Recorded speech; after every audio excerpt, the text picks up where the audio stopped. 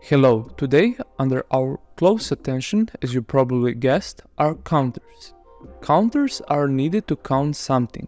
You can find them in the akYtec ALP component library in the corresponding section. There are only 3 of them there, so this video will not be very long. We will start with the auto reset counter, which is called CT. In its properties, you can set a target value upon reaching which the counter will reset.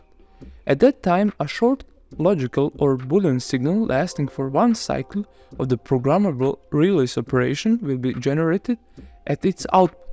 It confirms that the counter has reset. We count pulses at the C input. Thus, you can count the number of input activations in PR, the number of its output triggers.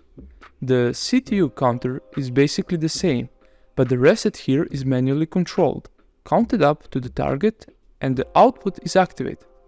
Then you come up with the logic by which the counter needs to be reset and connect it to the R input. But if you connect the counter's output to its reset input, you will get a counter with automatic reset. The main feature of these counters is that we only see whether we counted up to the target or not, but we don't see the actual counted value. That's why there is another counter called CTN. First of all, it can count both plus and minus. Pulses on the U input increase the current counter value, and pulses on the D input decreases it. The R input in this case is used to return to same initial value, which is set in the block's properties. And at the counter's output, you see the current value. It can be compared, for example, with some target, and let's say turn on a light bulb.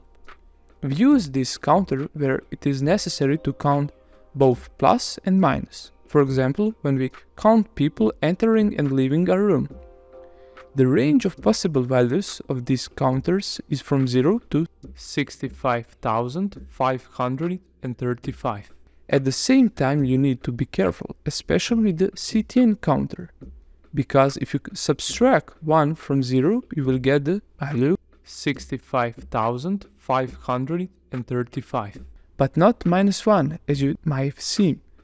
This effect is called overflow, and it works in the reverse direction too, that is 65,535.